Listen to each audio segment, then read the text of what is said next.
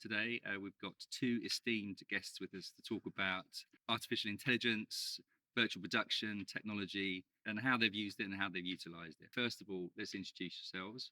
Mr. Coleman. Yeah, so Will Coleman, I'm a creative director at Salesforce looking after emerging industries. Can you remember what your sort of first thing and feeling was when you learned about virtual production, it being a thing? I discovered it through building 3D interactive experiences, Right. either like 2D or VR.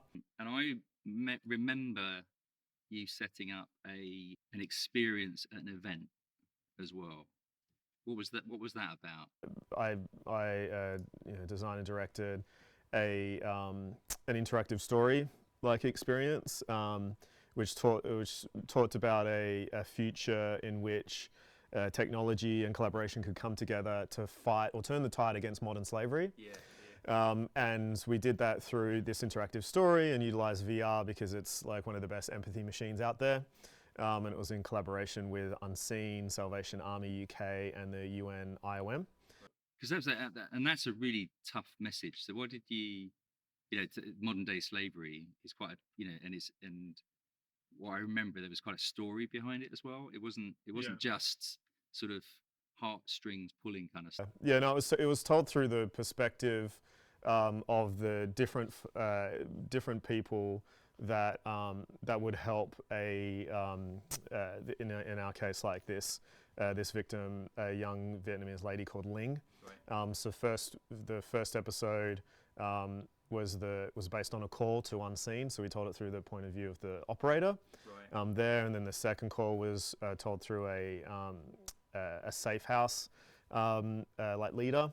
Right. And then the third point was the final chapter was from the perspective of like Ling, now the survivor of her situation. And how did people experience this?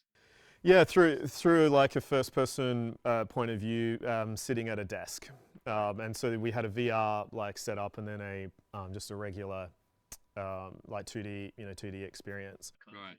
And did they have a VR headset on? Yeah, so it was VR and 2D. Like you could just do it on a laptop, or like for VR, we put them in the seat. So you're in a help desk environment. You're in the office in a safe house of sorts, like a rehabilitation like place. And then finally in Ling's new home back in Vietnam. And how did it go down? Yeah, it went down really well. We showcased it at the World Economic Forum and at various Salesforce events in like London and Amsterdam. Those of us who are involved like in the project, it really opened our eyes to modern slavery. Right. Like you hear about it, you might see some posters, but then like meeting the people that are actually doing the work to fight against it, it was eye-opening. Right, brilliant. Our other guest is Nate. I'm Nate James. I am from Caxton as the creative producer. Right. I have a background in post-production sound engineering, documentary production, and a little bit of VR as well, VR gaming. So but you've come back from like a film background, right? Yeah, a bit. It's kind of a bit of everything background. Right. Produced a documentary in 2020 about dogs that hunt poachers in South Africa. Right. Worked on sound design for some games, worked on sound design for some short films and animation. So it's kind of that bit of everything kind of guy. Right. Okay. Cool. Well, that's good. And you mentioned Caxton. Caxton, yep. How long have you been working for Caxton? 3 months now. 3 months, Yes. right? So tell us a bit about Caxton. Caxton is a payments and a financial software as a service fintech. Tell us about your first 3 days.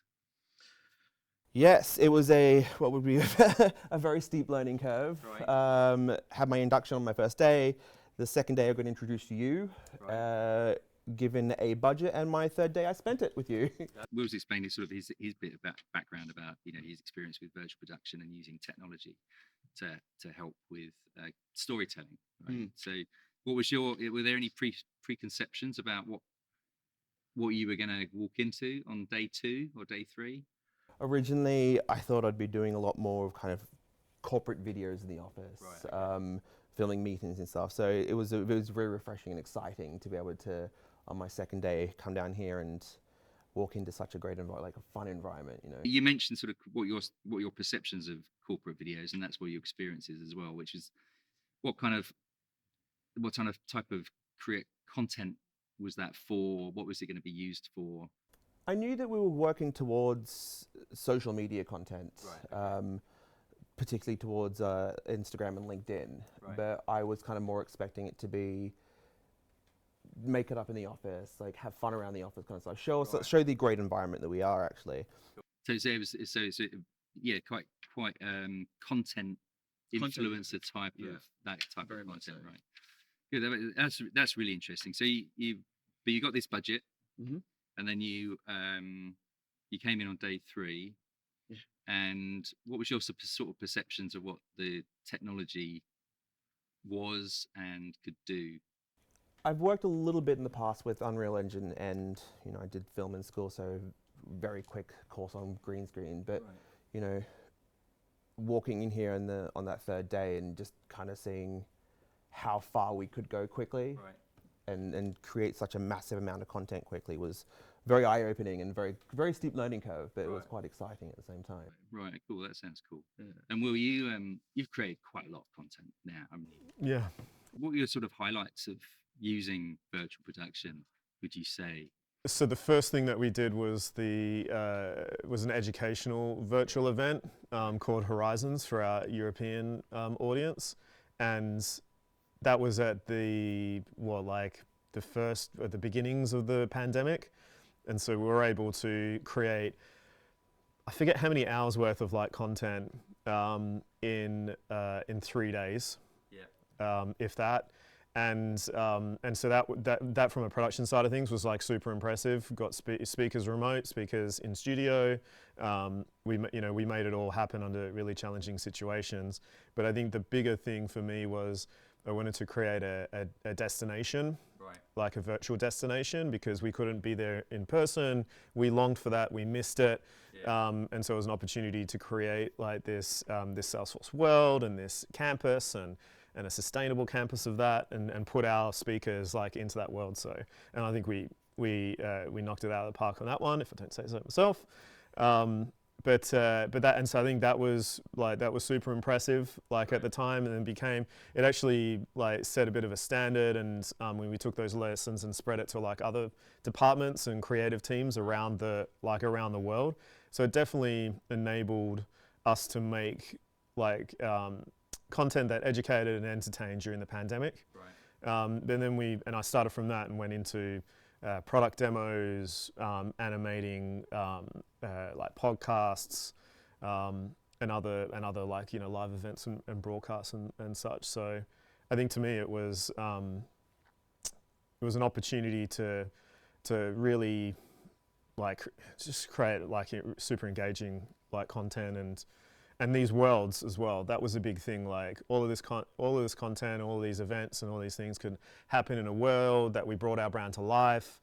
And you know, it was a bit surreal as well. So it didn't have to be serious. We weren't trying to create like super realistic environments. It enabled us to create something that you couldn't in real life. And that's why it still continued. You know, post pandemic, everyone wanted to get back on location, get out there and film, and events go back in person. But it still allows us to, you know, to get out there.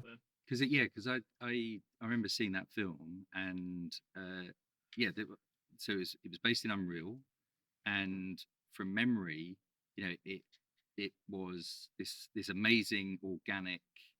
We had forests, you had trees growing up through the middle of this massive dome. So what was the process of, you know, from you going from, okay, well, I want to build this world, to filming? I think we were able to like rapidly prototype, which wasn't necessarily a thing before. You would literally come up with it. You would write a brief. You would then have an agency like work on that, give you different like concepts, maybe a mood board, and then actually get into concept writing. That process would take like months, but instead we did it in weeks, where it was literally myself and an art director and a 3D artist, and we were able to quickly like block out like a vision that I had for basically it was a education campus that was sustainable, that was built around nature and embraced it. So hence this gigantic like redwood like tree in the middle that was ancient, and the school was built around it to show the right balance of like nature and humanity. And so we were able to like block that out really quickly, go, yep, that works. And then we created different spaces for the different talks. So space based on, you know, the type of talk it was, and do that. And again, like do that in weeks. That process was easy. Like the designing, you know, building that out was straightforward because we had talented people and a lot of trust. The challenges that we'd face though were with stakeholders that came from like traditional like worlds or were nervous because it was heightened times, right? Everyone was really worried. I think during that time, folks were worried about their jobs. Like, hey, I'm not running events anymore, or we can't go out there on set and film. So this was like disruptive tech. But quickly they were able to go, look, like just take that practice and the experience that you have, the craft, and apply it into this world. And it's the same principles, you know, exist, but there's some new things that we can add into it. So we quickly won everybody over because it just looked amazing, and we were so quickly able to make changes based on stakeholder feedback, which would have taken a lot longer. Like if you did a physical event and you build out a set, like you know, the amount of times I've been on there and someone will come in and go, oh, I don't like that sign, or actually you're going to move that booth over there, and like everyone just hauls ass to change it and don't even think about the cost of that. But that was easy to do. And then so I'd say that was all the pre-production side of things. Then when we got onto the production side, that was like a steep learning curve in terms of the detail of our environments, how detailed they could be, and then hitting frame rate like requirements for the virtual production. So we just learned that the hard way. But through the fact that we could like rapidly test, like, okay, build a set, get it running on like this, you know, this equipment. Is it running? Are we good? Okay, let's like try to increase the fidelity or decrease it. That was, you know, we learned the hard way there to like do all of that before you actually get on set and try to film something.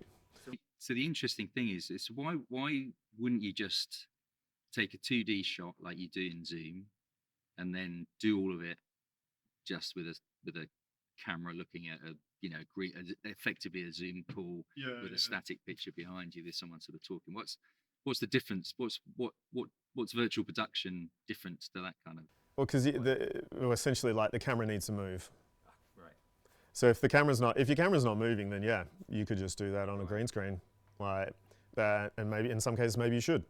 But we wanted to show our like physical people in this digital world, and so that needed to be three-dimensional, like in terms of the feeling of it. So you just move the camera, and then it was like, oh yeah, wow, they're in these spaces.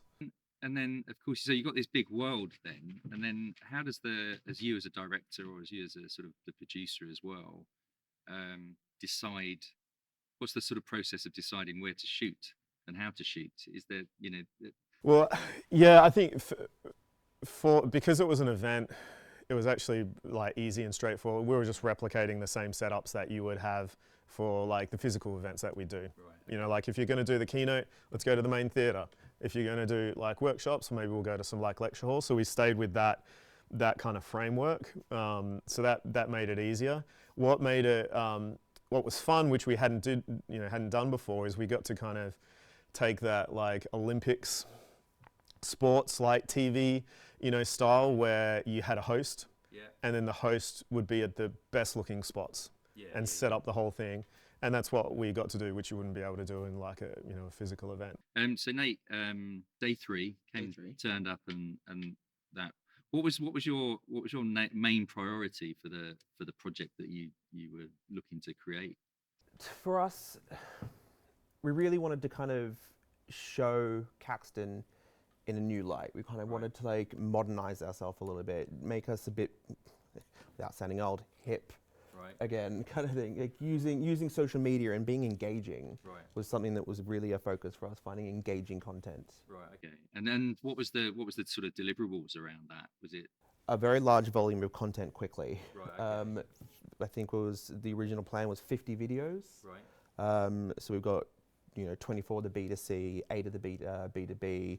We've got our Finfluencer program, which is another 14. It was kind of getting a high volume but a high quality content. Sure.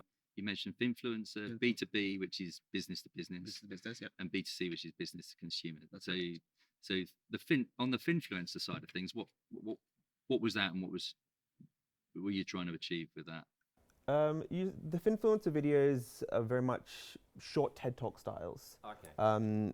We use our virtual set. We have the CXTN, which is our platform, our plug and pay API, as our main stage, and then we have our C-suite team giving about 15 to 40 seconds, quick facts, hard knowledge, kind of fast engagement. So you mentioned the studio, the Caxton studio. What was that process like? Designing the background, having the base layout. There's a lot of back and forth between people. As you mentioned earlier, there's always stakeholders wanting to have a lot of input, and the virtual background allowed us to have that input and change the color of the background and add a plant here, take a plant there, and kind of have that free will to kind of explore a little bit. Cool. And Will was mentioning about moving cameras and that kind of thing. How are cameras important for the content, that Finfluencer content? I find that definitely it creates the engagement. It makes it takes it away from just being a Zoom call to having something that people will want to watch, because it's not just like another pandemic Zoom. So, and if I remember rightly, when I've seen them, what type of camera, there was camera shot, what type of camera shots were there? So we had the panning camera on a track, and then we had it was a static camera from about here up on the side. Cool. So you just be able to cut between those two. Exactly. So it kept it. So it made it. That's really interesting. And where are they going to be used?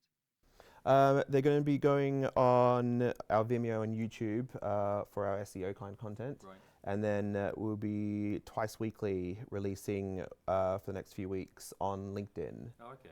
And how they've been received internally? Very well. Yeah. Everyone is very, very happy. And how long did it take to film? It was 1 day. It was a really quick process. Very quick process. Yeah. The main time constraint was getting the C-suite team in. The CEO, COO, CTO, getting them in one spot, knowing their lines. So you mentioned the business to business. Talk us about actually what you're trying to achieve with the business to business side of it. The B2B content are 7 videos actually. And they're kind of just showing off our core products. So our plug and pay API, expense management, payroll, all the kind of services that we, as a financial product as a service company, are providing. Oh, okay. And was it, and what was the platform that they were going to be delivered on?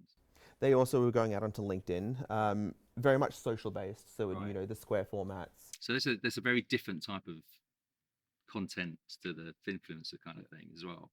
And obviously it's a very different message as well. So how did you go about developing the stories? It was a very different creative process. The Finfluencers were kind of showing us as a trusted knowledge base, while the B2B content was kind of showcasing us as a platform and our products. So, we kind of settled on back in the 90s kind of style of that bit of a tongue-in-cheek kind of moments within the ads, within the content, to kind of not feel like we're selling something to someone, but having an interesting and fun video to watch that kind of draws people in to watch it again. You produced 7 of those, and the scripts and the creative was developed over how long? Oh, that was they were very quick, those ones. They were about a month. Worked with Ben, a fantastic scriptwriter, director, producer, actor man. He's very very receptive, but also kind of kept us on track, which is great. As you said, when you have lots of stakeholders, there's always lots of changes, and having Ben keep us on track was very much key to delivering on time. And how each of those videos, how long were they? Around the 30 to 40. So you mentioned you did 7. Yep. And how long did they take to? They were filmed in a day as well. What was the type of creative between each one? It was kind of using the virtual production set that we designed for it, which was this office block. Right. So it's a 3-dimensional interior office that you'd still built, and you'd moved, like Will was talking about, moving the camera. So simply moving the camera within that environment, as well as being able to have If you wanted camera movement, you could have it. And then the stories were quite very unique as well. One of them is called Running Man, for example. Oh, okay. A guy running around trying to get his payments to individual suppliers done quickly, and he's all hot and sweaty. And Right. you know, thanks to Caxton's supplier payment platform, Right. it's no sweat. So you know, the Right, gag at the gotcha. end is the Yeah, guy yeah, like yeah. sweating. But Gotcha. thanks to Caxton, you don't have to do that anymore. 7 of those, all 7 of very, those. all very different. All very different creatively. You know, there's one that targeted toward teachers, for example. So Right. you have the teacher coming home from a tough day at school with all your receipts. So that's kind of talking about our expense management platform. Right. You have, which is probably my favorite, the API one, which is a series of blocks that click together to kind Right. of demonstrate our API platform between the business, us, and the consumer.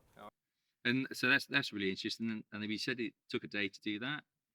It was a day to film all those. Yeah. Once we had everything kind of locked in, you know, Yeah.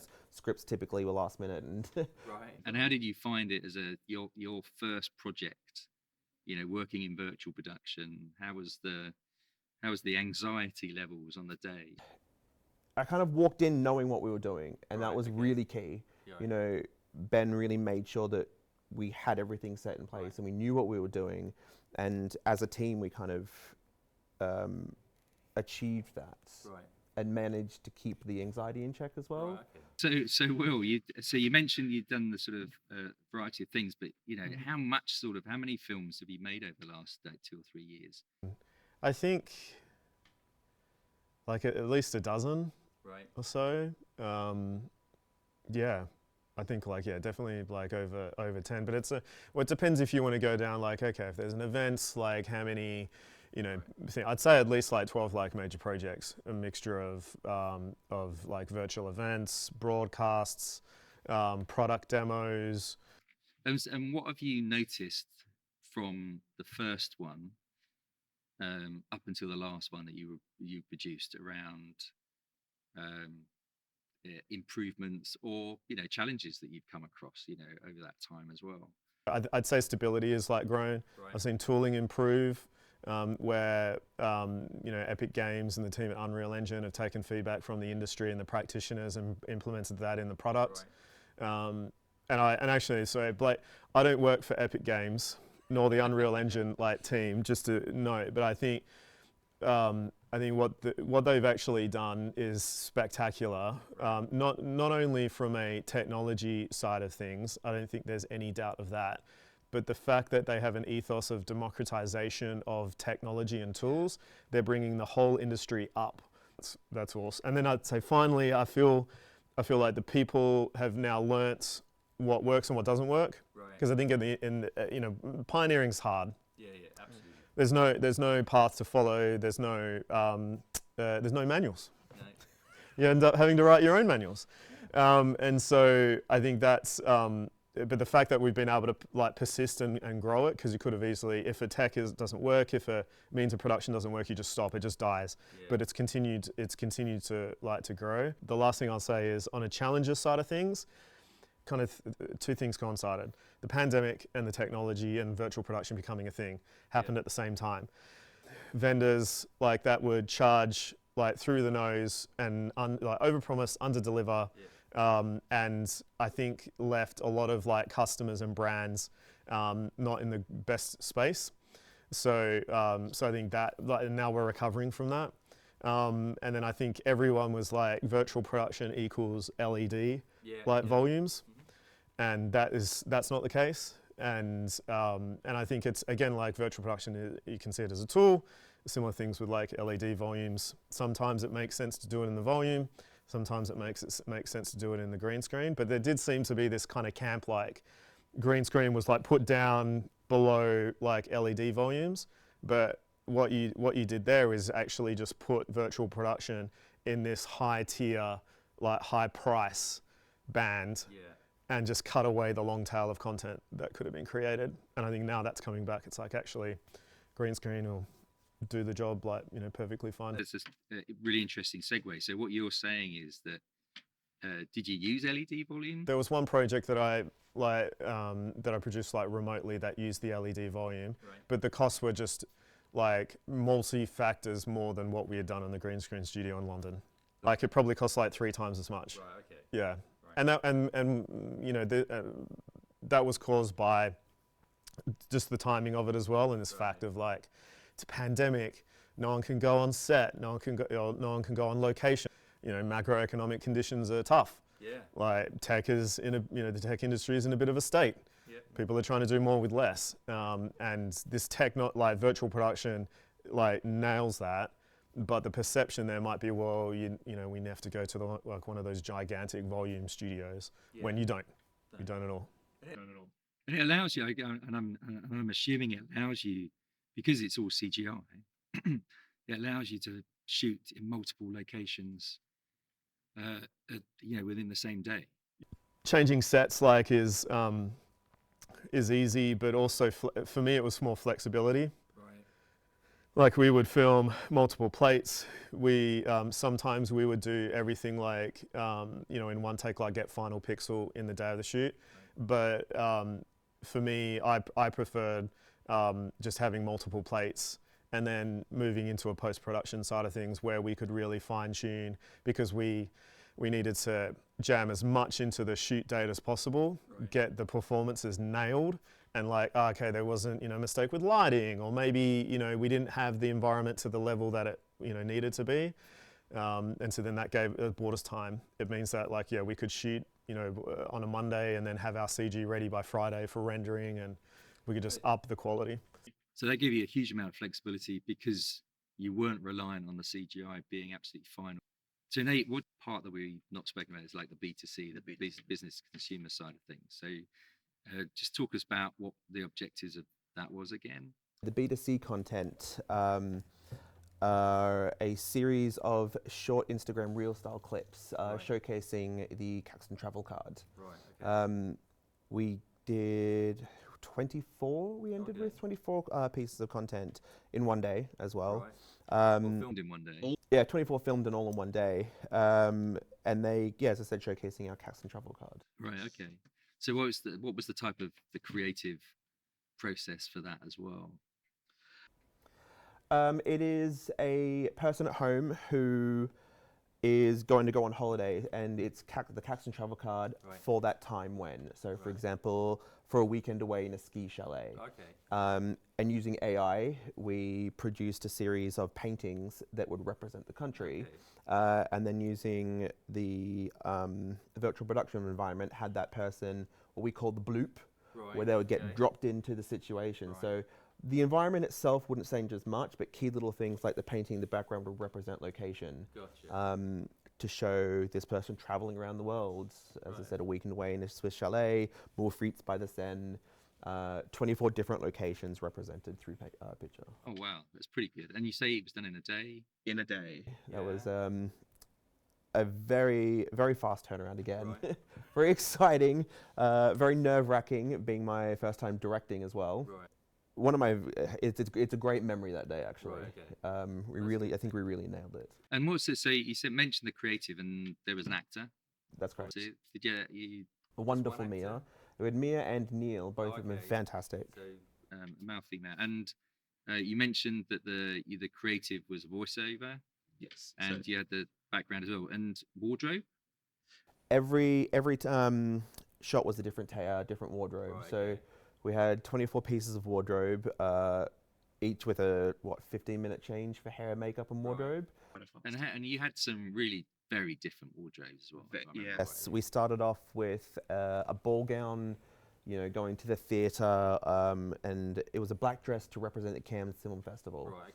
Okay. Hair up, very like beautiful nighttime makeup, quite heavy, and then her next shot was going to be, oh God, what was it? She had to be like in like track pants getting ready to go out, like, you know, for a relaxed kind of thing. Yeah. So it was very fast turnarounds and lots of change. So. And you filmed it in LED volume or green screen? Green screen as well. Green screen as well. Yeah. Definitely. Oh, that sounds really cool. So what was the so you did all of these in one day, which is pretty cool, right? It was 10-15 minutes per take. Right. Per clip, sorry. And how they've been received internally? Everyone's blown away again. Yeah.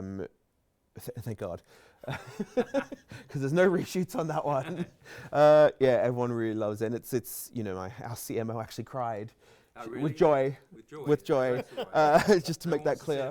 No one wants to see her cry that way, but yeah, she was very happy. Right. With what we did. That sounds amazing. So just to wrap up, then, Will, and your perspective as your job and your role for a large corporate, what would you say to someone who's in a similar position to you about the use of virtual production? Yeah, just do it. Yeah, I'd say it's a means of content creation and a technology and all of those things that's quite like agile and adept at a whole range of situations. Right. So, and also it doesn't have to cost the earth. Right. I think that's like what I was saying before. Like there's been I think in my personal opinion, an unfortunate association of virtual production with like high ends like CG, like Mandalorian level like costs, but actually it can be very cost effective. Right. And definitely like in the lower ranges of like film production costs. But I'd also say the current climate at the moment is very much do more with less, like be really agile to the ever-changing market situations. And so I can my prediction is I'll see content production get into kind of like an industrialized like process. Right. So if a corporate, I think, invests in their own studio or setting up and when I say invest in their own studio, you don't need to go and like take out a floor of your building and turn it into a Hollywood studio. You could literally set up a green screen, stage and psych and small setup like somewhere in the office, or take over a meeting room and grab a camera 3D tracking, all that kind of stuff. Shut up, Moses. You could do all of that to really set up to set yourself up for like the industrialization of content like production. And that's really, so that what you're saying is that within their office space, someone could create environments, real imagined, big as anything, and shoot from anywhere. Yeah, because that's what we did at Salesforce. Like we pioneered the work over here in London, and then the amazing team based out of San Francisco, they took a floor that wasn't being used and built out a similar like virtual production setup. And so I think you can do that, and also you don't necessarily need to think like, oh mate, I need a green screen, like I need all of that kind of stuff. You could use the AR like modes like of this technology to bring digital items in, and you can still blend your like stage design and stage craft and your physical like prop making with all of this as well, to create those like environments. But I think that'll be the thing. It's like, all right, we need to make 10 demos every quarter. Well, if you're going to do that, if you know that schedule, then you're going to have to industrialize like the process of making that. And virtual production will enable that, because it's not like, all right, we need to go to another location each time based on the industry audience that we're targeting. You could literally just set up your own little virtual production studio, have your environments like pre-built, and just roll it. Considering like how fast like Nate and the team have been able to make content, you could do that. So I think it very much is a means of content creation for the times.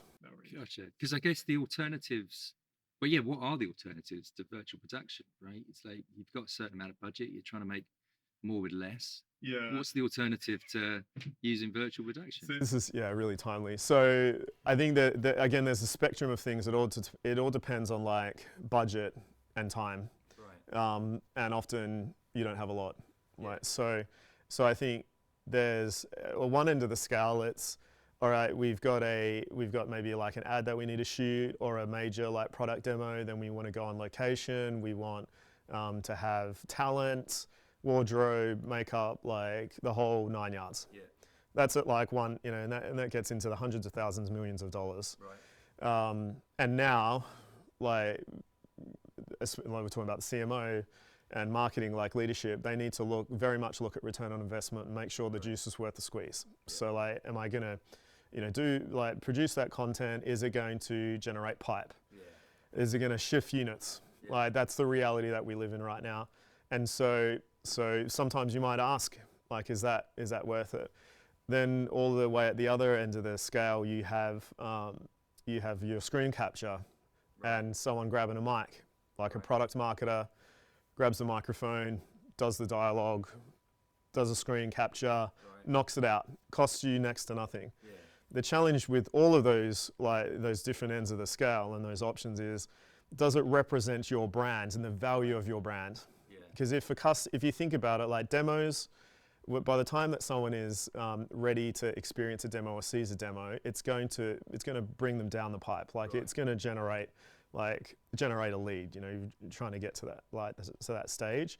You want their experience to match the cost of sale and also your bigger brand and like represent what you're doing. So I think the danger is if you get down to like a kind of a blue tack and gaffer tape type of like content production, you might devaluate your brands like over the long time. But I appreciate, like, if you're in like that leadership position, you don't want to blow all your budget on like one thing that looks amazing, and then so yeah, I think virtual production can kind of help you provide you with that middle ground. It's like, okay, we can get on the upper levels of like fidelity and experience. We can go, we can bring talent in, we can do all those other things, but also maybe you could get your marketing folks to be that like advocate for your product and to do that work, but it doesn't have to be like a screen capture with Camtasia and all that kind of stuff. It can be somewhere in the middle. That's so it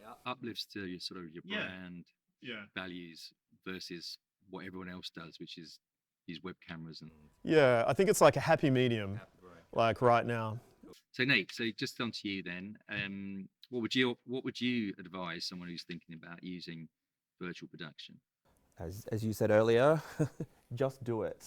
Right. Virtual production is kind of leveling that playing field for everyone now.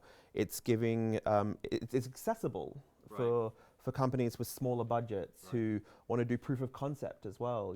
Really just get yourself out there and find something new. It's a great way to generate like marketing qualified leads and really like hone in what you want your brand to do without spending thousands and thousands making content with lots of locations and sets and scripts. Right. Okay. So it sort of opens that sort of Pandora's box of creativity as well. Oh, it is very much a Pandora's box. Right. Yeah, very much so. That's brilliant. Thank you so much. Thank you, Will. Pleasure. Thank you, Nate. Thank you very much. And back to the studio.